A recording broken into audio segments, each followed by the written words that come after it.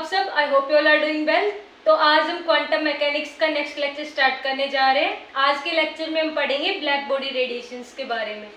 So it is energy radiated by an object और system that absorbs all incident radiation. देखो इसका meaning क्या है कि मेरे पास लेट अस अज्यूम कि we have a metal surface, है ना, और इस मेटल सरफेस का कोई टेम्परेचर है T।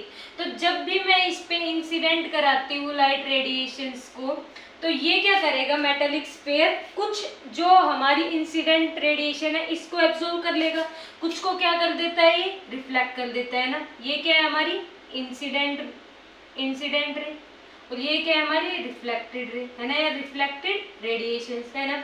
तो कुछ इंसिडेंट रे को तो एब्जॉर्ब करेगा, कुछ को क्या कर देगा, रिफ्लेक्ट कर देगा। और रिफ्लेक्टेड रे के साथ साथ ये क्या एमिट करता है, ये हमारी थर्मल रेडिएशंस एमिट करता है ना। क्या एमिट करता है, हमारी थर्मल रेडिएशंस एमिट करता है। तो ऐसा ऑब्जेक्ट जो हमारी हर प्रकार की, हमारी ऑल काइंड ऑफ जो इंसिडेंट रेडिएशंस है उनको एब्जॉर्ब कर ले, है ना, परफेक्टली एब्जॉर्ब कर दिया, परफेक्टली एब्जॉर्ब कर दिया तो परफेक्टली उसको एमिट भी करेगा, है ना। तो परफेक्टली एमिट करे या परफेक्टली वो क्या करे, एब्जॉर्ब करे। ऐसे जो हमारे ऑब्जेक्ट होते हैं उनको हम क्या बोलते हैं, ब्लैक बॉडी जो होती है हमारी, वो जो रेडिएशंस वो एमिट करते हैं उसको हम बोलते हैं black body radiation. I hope समझ आया होगा आपको कि ब्लैक बॉडी क्या है, कि ऐसे ऑब्जेक्ट, ऐसे हमारे जो क्या सिस्टम जो क्या कर दे, जो हमारी इंसिडेंट रेडिएशन है उनको परफेक्टली एब्जॉर्ब कर दे और परफेक्टली उनको रिफ्लेक्ट कर दे, है ना। तो ऐसी हमारी जो रेडिएशन होती है उनको हम बोलते हैं ब्लैक बॉडी रेडिएशन, जो यहाँ से हमारी एमिट होती है। इतना समझ में आया? तो देखो 2-3 पॉइंट लिखे हुए हैं मैंने कि every object around us emit thermal radiations of heat by virtue of their temperature, कि हमारे सराउंडिंग में जितने भी ऑब्जेक्ट होते हैं ना, सारे के सारे ऑब्जेक्ट क्या एमिट करते हैं, हमारी थर्मल रेडिएशंस एमिट करते हैं। वो बात अलग है कि हम देख नहीं पाते हैं उनको, लेकिन थर्मल रेडिएशंस एमिट वो पार्टिकल करते हैं। जैसे मान लो इस मार्कर की कैप का कलर क्या है, ब्लैक, तो आपको कलर क्यों शो हो रहा है कि इसके ऊपर लाइट रेडिएशंस इसके ऊपर पड़ रही होंगी, इंसिडेंट रेडिएशंस, है ना। सारी की सारी वो क्या कर रहा होगा, सारी की सारी एब्जॉर्ब नहीं हो रही होगी, है ना। क्यों नहीं, देखो हमें ब्लैक कलर दिख रहा है ना, इसका मतलब ब्लैक कलर क्या हो रहा है, एमिट हो रहा है, यानी रिफ्लेक्ट हो रहा है, हमारी आंखों में आ रहा है, इसलिए हम इस कैप का कलर क्या देख पा रहे हैं, ब्लैक कलर देख पा रहे हैं ना। यानी कि सारी की सारी जो हमारी रेडिएशन है वो एब्जॉर्ब नहीं होती, कुछ हमारी रिफ्लेक्ट हो जाती है। और रिफ्लेक्टेड इंसिडेंट जो है हमारी इंसिडेंट रेज का जो रिफ्लेक्टेड रेडिएशन होता है ना, रिफ्लेक्टेड रेडिएशन, है ना, उसके साथ ही हमारी थर्मल रेडिएशन एमिट होते हैं, जिसे हम क्या बोल रहे थे, ब्लैक बॉडी रेडिएशन, है ना। इतना समझ में आया? फिर मैंने लिखा है कि infrared rays emitted from our bodies all that time, कि इंफ्रारेड रेज वो रेज जिनका जो वेवलेंथ है हमारी विजिबल स्पेक्ट्रम से थोड़ा सा ज्यादा होता है ना। तो इंफ्रारेड रेज हमारी बॉडी से हर टाइम एमिट होती रहती है। वो बात अलग है, हम इनको देख नहीं पाते। क्यों नहीं देख पाते? क्योंकि विजिबल स्पेक्ट्रम में नहीं आती है ना। विजिबल रे से इनकी वेवलेंथ क्या होती है, ज्यादा होती है, तो हमारी नेक्ड आई से हम इनको नहीं देख पाते। सो These are the rays which are emitted from our bodies all that time, कि ये इंफ्रारेड रेज हमारी बॉडी से हर टाइम एमिट हो रही होती है। यही वजह है कि जब भी हमारे रेस्क्यू ऑपरेशंस होते हैं ना, आपने देखे होंगे जंगल में कोई इंसान फंस जाता है ना, खाई वाई में से नीचे गिर जाता है, तो उनको कैसे देखते हैं, रात के टाइम पे। तो रात के टाइम पे देखो कैसे देख पाते हैं, क्योंकि इंफ्रारेड, क्योंकि हर जो बॉडी है वो all the time infrared rays emit करती है, और इंफ्रारेड को डिटेक्ट कर लिया जाता है with the help of infrared cameras. तो इंफ्रारेड कैमराज की वजह से रात में या डार्क में जब भी हमारी लाइट ना आ रही हो, है ना, जो हमारी विजिबल लाइट है वो नहीं दिख रही हो डार्क के टाइम पे, तो इंफ्रारेड रेज की वजह से हम देख पाते हैं। फिर एक पॉइंट क्या लिखा है मैंने कि by changing the temperature wavelength associated with the particle also changes, कि मेरे पास ये मेटेलिक स्फीयर था, अगर मैंने इसका टेम्परेचर चेंज कर दिया तो जो इसकी वेवलेंथ होगी वो भी चेंज हो जाएगी, है ना। क्योंकि देखो टेम्परेचर है, इंसिडेंट रे आई, है ना, तो एब्जॉर्प्शन और इसका एमिशन पे फर्क पड़ेगा with the increase in temperature और डिक्रीज इन टेम्परेचर। तो उस वजह से उसकी वेवलेंथ में क्या आ जाएगा, चेंज आ जाएगा। क्यों? देखो अभी एक ऐप का एग्जाम्पल दिया मैंने, मुझे ये जो मार्कर था इसकी क्या ब्लैक ही क्यों दिख रही है, और भी तो कितने सारे कलर्स होते हैं, तो ब्लैक ही क्यों दिख रही है मेरे को, है ना। तो ये यही रीजन होता है कि बाकी सारे के सारे जो कलर्स है वो एब्जॉर्ब हो जाते हैं, ब्लैक कलर एब्जॉर्ब नहीं हुआ, इस वजह से इस टाइप का कलर मुझे क्या दिखा, ब्लैक दिखा, है ना। इस व्हाइट बोर्ड का आपको कलर व्हाइट क्यों दिख रहा है? क्योंकि बाकी सारी रेडिएशंस क्या हो रही है, एब्जॉर्ब हो रही है, व्हाइट नहीं हो रही है ना। ये ब्लैक कलर मेरे को मार्क करके चले हुए क्यों दिख रहे हैं लेटर? क्योंकि बाकी सारी की सारी क्या हो गई, एब्जॉर्ब हो गई, ये एब्जॉर्ब नहीं हो गई, रिफ्लेक्ट होकर हमारी आंखों में आ रही है, इसलिए हमें ये दिखाई दे रहे हैं। तो इतना नोट करो, फिर हम डिटेल में बात करेंगे कि what actually is the black body radiation and what is the nature of it, है ना। और फिर हम किसकी बात करेंगे, कैविटी की बात करेंगे कि हम आइडियल ब्लैक बॉडी रेडिएशन हमारी एक्चुअल में एग्जिस्ट नहीं करती, तो हम क्या करते हैं, हम उसको बनाते हैं with the help of cavity, है ना। तो उसके बारे में हम बात करेंगे, इतना नोट करो जब तक। तो देखो अब हम क्या बात कर रहे थे, ब्लैक बॉडी रेडिएशंस के, है ना। हमने क्या पढ़ा अभी तक कि we have a metallic surface और इसका क्या है, कुछ टेम्परेचर, है ना। इसके ऊपर हमने क्या करा है, इंसिडेंट जो हमारी रेडिएशंस है उनको फॉल करा है इस मेटालिक जो हमारी बॉडी है, सरफेस है, इसके ऊपर। अब जैसे ही ये इंसिडेंट हमारी रेडिएशंस इसके ऊपर स्ट्राइक करेगी, कुछ हमारी एब्जॉर्ब हो जाएगी, है ना, कुछ हमारी क्या हो जाएगी, यहाँ से रिफ्लेक्ट हो जाएगी। ये क्या हो गई हमारी रिफ्लेक्ट, और ये क्या है हमारी इंसिडेंट रेडिएशन, है ना, इंसिडेंट रेडिएशंस। और यहीं से हमारी क्या निकलती है, थर्मल रेडिएशंस, थर्मल रेडिएशंस। देखो इतनी बात समझ में आई कि हमारे पास एक मेटालिक सरफेस है, हमने इंसिडेंट करा दी रेडिएशंस को, तो इन रेडिएशंस का कुछ पार्ट रिफ्लेक्ट होगा और कुछ हमारा थर्मल, कुछ रिफ्लेक्टेड रेडिएशंस की फॉर्म में, कुछ थर्मल रेडिएशंस की फॉर्म में, है ना।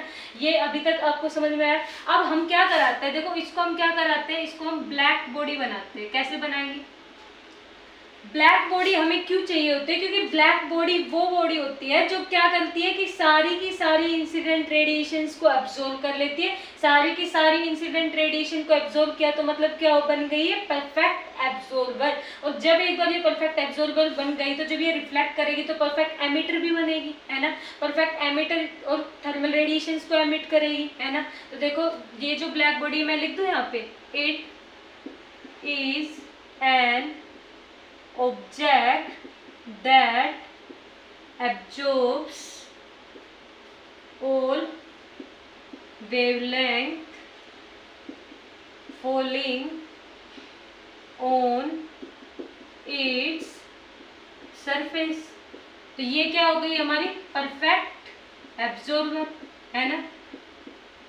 परफेक्ट एब्जॉर्बर के साथ साथ ही हमारी क्या हो गई, परफेक्ट एमिटर।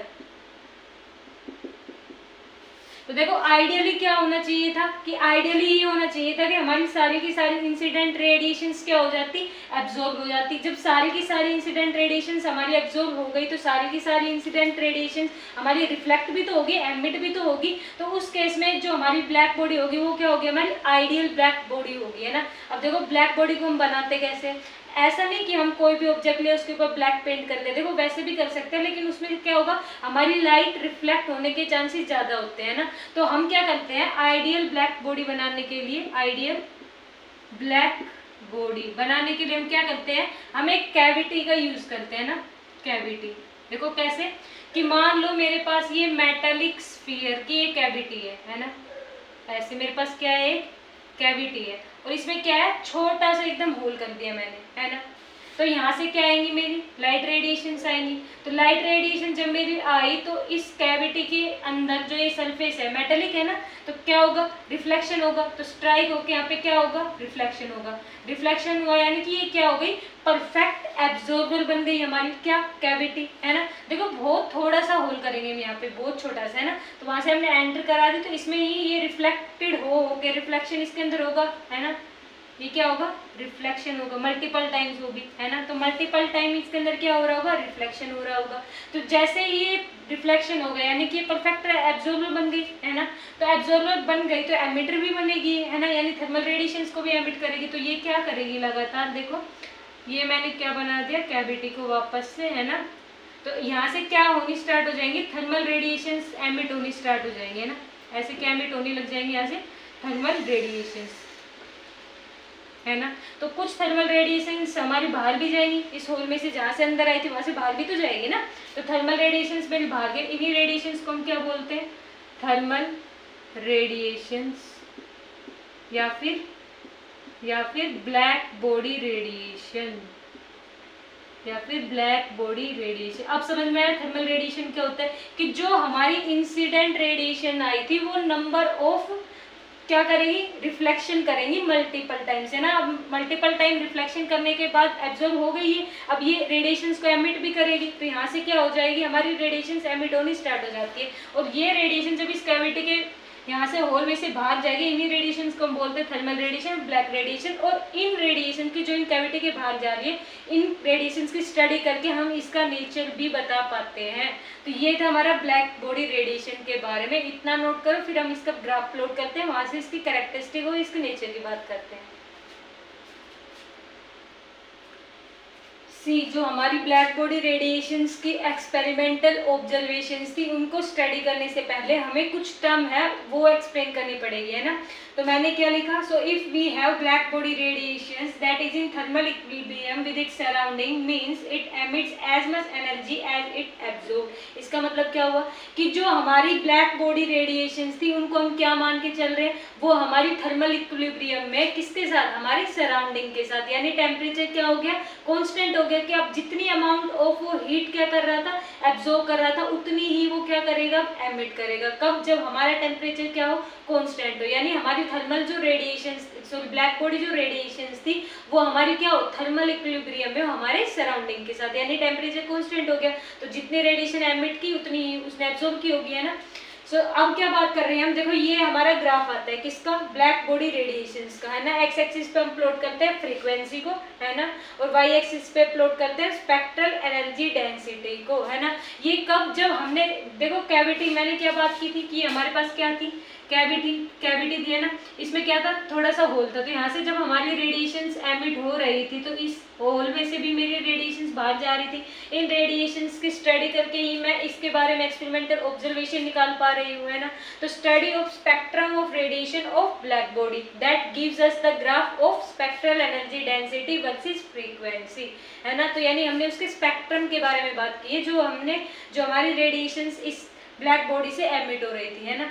तो अब जो ये स्पेक्ट्रल एनर्जी डेंसिटी है, ये क्या होता है कि energy per unit time per unit surface area that is being radiated by black body. कि हमारे पास कोई ब्लैक बॉडी है, ब्लैक बॉडी कौन सी बॉडी, जो हर हमारी वेवलेंथ की रेडिएशंस को एब्जॉर्ब कर ले और परफेक्टली क्या करते हैं, उनको एब्जॉर्ब करने के बाद परफेक्टली एमिट भी कर दे, है ना, वो होती है हमारी ब्लैक बॉडी। तो ये हमारी स्पेक्ट्रल एनर्जी डेंसिटी क्या होती है कि energy per unit time per unit surface area, देखो ध्यान रखना, per unit time per unit surface area that is being radiated by black body. कि ये जो ब्लैक बॉडी थी ना, तो ये हमारी रेडिएशंस पर यूनिट टाइम और पर यूनिट सरफेस एरिया कितनी एमिट हुई है, यही हमारा क्या होता है, स्पेक्ट्रल एनर्जी डेंसिटी, है ना। समझ में आया कि ये जो रेडिएशंस थी हमारी per unit time per unit surface area कितनी एमिट हुई है, यही हमारी क्या होती है, स्पेक्ट्रल एनर्जी डेंसिटी। अब now radiations have very well defined energy distribution to each frequency there corresponds an energy density that is independent of chemical composition and shape and depends only on T. कि देखो अब हमारे पास मान लो मैंने यहाँ पे frequency की वैल्यू है मेरी यहाँ पे ना, तो यहाँ पे इस फ्रीक्वेंसी की वैल्यू पे मेरे पास थर्मल रेडिएशन जो मेरी एमिट हुई पर unit time per unit surface area, उसकी कुछ ना कुछ वैल्यू होगी यहाँ पे, है ना। देखो अगर मैं इस फ्रीक्वेंसी पे बात करूँ तो देखो यहाँ से मुझे, यहाँ से भी मेरे पास कितनी थर्मल रेडिएशंस मेरी यहाँ पे कितनी अमाउंट ऑफ पावर में यहाँ से क्या हुई, रेडिएशंस मेरी एमिट हुई पर unit time per unit surface area, है ना। वही ये हमारा ग्राफ बता रहा है spectral energy density versus frequency का, तो वही चीज मैंने लिखी हुई है कि radiations have very well defined energy distribution. और ये जो एनर्जी डिस्ट्रीब्यूशन है, देखो ध्यान से देखो कैसे एनर्जी डिस्ट्रीब्यूशन हमारा है, कंटिन्यूअस एनर्जी डिस्ट्रीब्यूशन है हमारा, है ना। तो there corresponds an energy density that is independent of chemical composition and shape. की जो है हमारी एनर्जी डेंसिटी है ना, कितनी हमारी रेडिएशंस पर unit time per unit surface area emit हो रही है, ये हमारी इंडिपेंडेंट होते हैं किसके, शेप के और हमारी केमिकल कंपोजिशन के। वो केवल किस पे डिपेंड करती है, ये टेम्परेचर पे डिपेंड करते हैं। देखो मैंने स्टार्टिंग में ही बताया था, जैसे जैसे टेम्परेचर इंक्रीज करेंगे तो उसकी वेवलेंथ पे इफेक्ट पड़ेगा, यानी जितनी अमाउंट ऑफ हीट रेडिएशंस जो है इंसिडेंट रेडिएशन वो एब्जॉर्ब की और एमिट की, उस पर इफेक्ट पड़ेगा, वो वैल्यू हमारी यहाँ से चेंज हो जाएगी। लेकिन हम बात किस पे कर रहे हैं, थर्मल इक्विलिब्रियम पे बात कर रहे हैं कि जब हमारे ब्लैक बॉडी रेडिएशंस का क्या हो, थर्मल इक्विलिब्रियम में वो हमारे सराउंडिंग के साथ, यानी वो क्या कर रही हूँ, जितनी एब्जॉर्ब कर रही हूँ सारी की सारी क्या कर दे रही हूँ, एमिट कर दे रही हूँ। तो हम उस बारे में बात कर रहे हैं। तो यानी कि ये स्पेक्ट्रल एनर्जी डेंसिटी मेरी क्या है, केवल टी पे डिपेंड कर रही है, बाकी किसी फैक्टर पे डिपेंड नहीं कर रही है ना। तो अब हम इसकी एक्सपेरिमेंटल ऑब्जर्वेशन टन वाइज टन स्टडी करेंगे, है ना। इंपॉर्टेंट ऑब्जर्वेशन है वो, तो इतना नोट करो।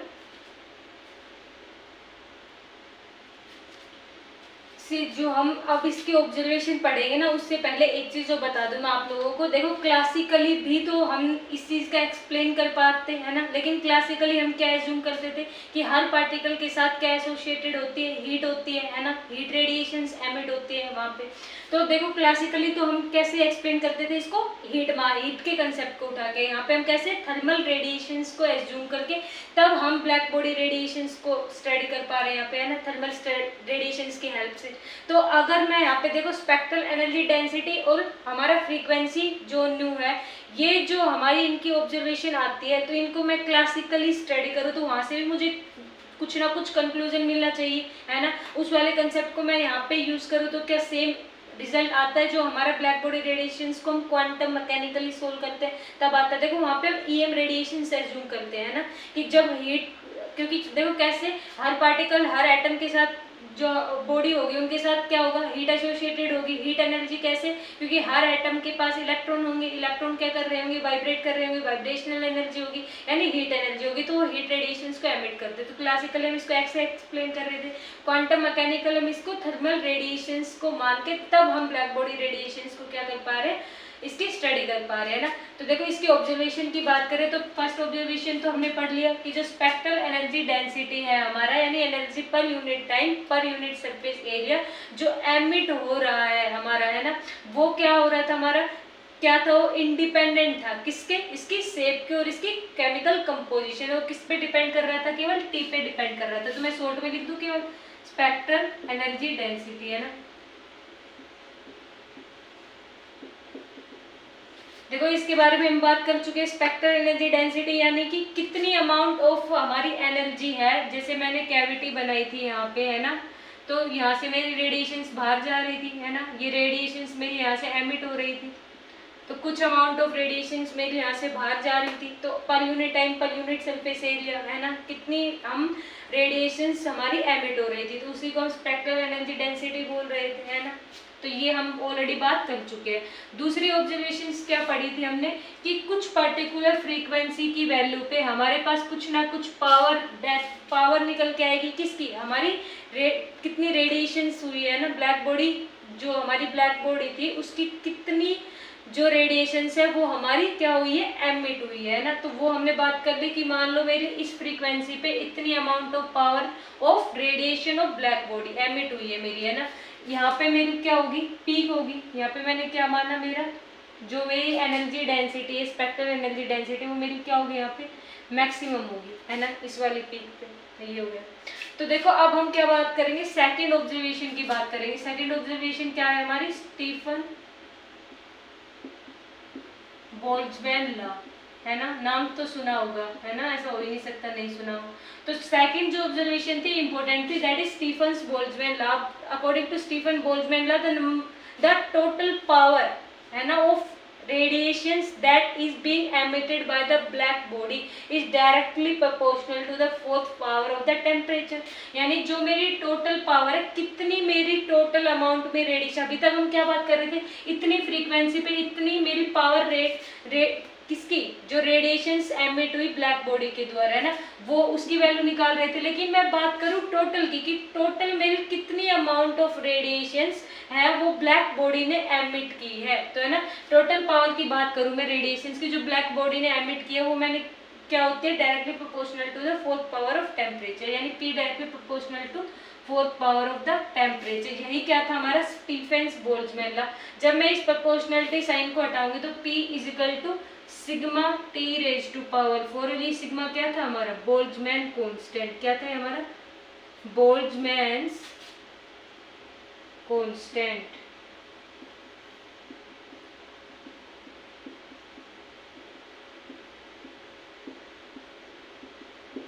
ये कांस्टेंट की वैल्यू होती है, देखो P directly proportional to the fourth power of temperature, P is equal to proportionality constant आता है सिग्मा आ गया। इस सिग्मा को ही हम बोल्ट्जमैन कांस्टेंट बोलते हैं। इसकी वैल्यू होती है 5.67 इंटू 10⁻⁸ वोल्ट मीटर पर मीटर स्क्वायर और केल्विन रेज टू पावर -4, ये हमारी इसकी यूनिट होती है, बोल्ट्जमैन कांस्टेंट की वैल्यू होती है। तो ये थी हमारी सेकंड ऑब्जर्वेशन की। टोटल हमारी पावर किसकी, जो रेडिएशन एमिट की ब्लैक बॉडी ने, वो क्या होगी, directly proportional to the fourth power of the temperature, है ना।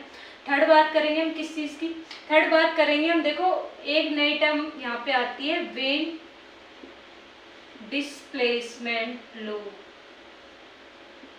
वेन डिस्प्लेसमेंट लो, है ना। ये भी इंपॉर्टेंट ऑब्जर्वेशन है। देखो ये ऑब्जर्वेशन कैसे, कि जब मैंने अभी तो मैंने एक कर्व बनाया है ना किसी पर्टिकुलर टेम्परेचर के ऊपर, मैं मान लो दूसरा प्लॉट कर रही हूँ यहाँ से ग्राफ, है ना। मैंने क्या किया, मैंने यहाँ पे दूसरा ग्राफ प्लॉट किया ऐसे, है। फिर मैंने एक और कर्व प्लॉट किया यहाँ से, ओह सॉरी, ये थोड़ा सा ना ऐसे टिल्टेड होएगा ऐसे ऐसे। तो जब भी मैं क्या कर रही हूँ, कर्व को प्लॉट कर रही हूँ किस किस के बीच में, स्पेक्ट्रल एनर्जी डेंसिटी और मेरी फ्रीक्वेंसी के बीच में। तो जो मेरा कर्व है, मैं यहाँ से क्या ऑब्जर्व करवा पा रही हूँ, तो मेरी जो पीक वैल्यू है ना, मेरी जो पीक वैल्यू है, जो रेडिएशंस मेरी एमिट हुई है, ब्लैक बॉडी ने जो रेडिएशन एमिट की है ना, उसकी जो पीक वैल्यू है वो क्या हो रही है, देखो डिस्प्लेस हो रही है यहाँ से, है ना। देखो यहाँ पे आ रही है, ये वाली मेरी क्या आ रही है, यहाँ पे आ रही है ना। ये T1 मान लो, ये T2 मान लो, ये T3 मान लो, यानी मेरा T3 greater than T2 greater than T1, T3 greater than T2, है ना, और T2 मेरा ग्रेटर देन है T1 से। तो मैंने क्या देखा कि जब भी मैं क्या कर रही हूँ, जब भी मैं कर्व को प्लॉट कर रही हूँ, टेम्परेचर को इंक्रीज कर रही हूँ। मैंने पहले ही बोला था स्टार्टिंग में, टेम्परेचर के इंक्रीज करने पे स्पेक्ट्रल एनर्जी डेंसिटी की वैल्यू चेंज होगी, क्योंकि ये केवल डिपेंड ही टेम्परेचर पे करती है, केमिकल कंपोजिशन पे और किस पे, उसकी शेप पे डिपेंड नहीं करती स्पेक्ट्रल एनर्जी डेंसिटी की वैल्यू। तो जैसे जैसे मेरा टेम्परेचर क्या हो रहा था इंक्रीज, वैसे वैसे इसकी पीक जो वैल्यू थी, है ना, वो भी क्या हो रही थी, शिफ्ट हो रही थी, डिस्प्लेस हो रही थी। भाई क्या होता है हमारा, वेन डिस्प्लेसमेंट लो, है ना। ये क्या होता है हमारा, वेन डिस्प्लेसमेंट लो, यानी डिस्प्लेसमेंट हमारा क्या हो गया, डिस्प्लेसमेंट हमारा directly proportional to the temperature हो गया है यहाँ पे। तो देखो मैं यहाँ से लिख दूँ, है ना, क्या लिख दूँ, कि जो मेरा न्यू मैक्स है ना, देखो फ्रीक्वेंसी का जो मैक्सिमम ये पोर्शन है हमारे पास, ये क्या है, directly proportional to the temperature है ना। जैसे जैसे टेम्परेचर इंक्रीज कर रहे हो, वैसे वैसे पीक वैल्यू भी हमारी क्या हो रही है, शिफ्ट हो रही है, डिस्प्लेस हो रही है ना। तो मैं यहाँ से देखो लैम्डा की टर्म्स में बात करूँ ना, क्योंकि बुक में क्या होता है, कई बार spectral energy density versus frequency का ग्राफ होता है, कई बार spectral energy density versus wavelength का ग्राफ होता है। अगर वेवलेंथ का ग्राफ हो तो देखो थोड़ा सा चेंज आ जाता है ना, शॉर्ट में बता देती हूँ। यहाँ पे देखो, यहाँ पे क्या आ जाएगा, वेवलेंथ यानी लैम्डा, यहाँ पे क्या है हमारे पास, स्पेक्ट्रल एनर्जी डेंसिटी, है ना, स्पेक्ट्रल एनर्जी डेंसिटी।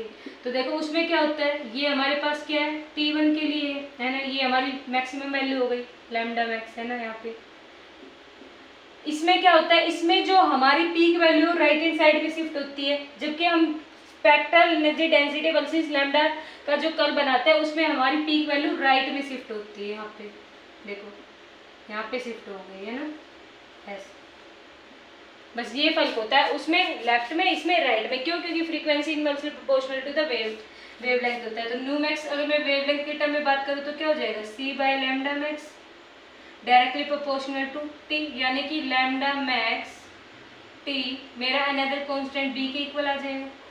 देखो मैंने क्या किया, मैं इस डायरेक्टली प्रोपोर्शनल कांस्टेंट को हटाऊंगी, तो यहाँ पे मैंने क्या ऐड कर दिया, मान लो C बाई लैम्डा मैक्स, मैंने प्रोपोर्शनलिटी कांस्टेंट को हटाया, हटाने के बाद मैंने यहाँ पे Z लिख दिया, ZT, है ना। तो मैं लैम्डा मैक्स डिनोमिनेटर में उधर जाएगा तो न्यूमरेटर में, यानी कि C, और ये इसके साथ मल्टीप्लाई में इधर आएगा तो डिवाइड में, C by Z equal to lambda max into T। तो C बाई Z भी मेरा अनदर कांस्टेंट है ना, C भी हमारा कांस्टेंट है और Z भी हमारा क्या है, कांस्टेंट है। तो ये अनदर कांस्टेंट मैंने क्या मान लिया, B। इसी को हम क्या बोलते हैं, वेन कांस्टेंट, है ना, वेन कांस्टेंट। और इसकी वैल्यू क्या होती है हमारे पास B की, 2.89 इंटू 10⁻³ mK, ये वैल्यू होती है। इसको मैं रेज कर रही हूँ, है ना, समझ गए होंगे कैसे लिख दिया मैंने। तो देखो बी की वैल्यू क्या होती है 2.89 है ना, 2.89 इंटू 10⁻³ mK। तो ये हमारी दो इंपॉर्टेंट ऑब्जर्वेशंस हमारी ब्लैक बॉडी रेडिएशंस के ग्राफ से हमें मिली है कि स्टीफन बोल्ट्जमैन लॉ और वेन डिस्प्लेसमेंट लॉ। अब हम क्या करेंगे, देखो क्लासिकली हम ये जो हमारा ग्राफ है इसको हम क्लासिकली एक्सप्लेन करने की कोशिश करेंगे नेक्स्ट लेक्चर में, जिसमें हम रेयलेक्स जीन्स लॉ के बारे में बात करेंगे कि रेयलेक्स जीन्स लॉ ने इस ग्राफ को कैसे एक्सप्लेन किया था, क्या क्या हमें वहां से ऑब्जर्वेशन मिली, क्या ऑब्जर्वेशन ठीक थी या नहीं थी, है ना। So please share and subscribe my channel. Thank you for watching.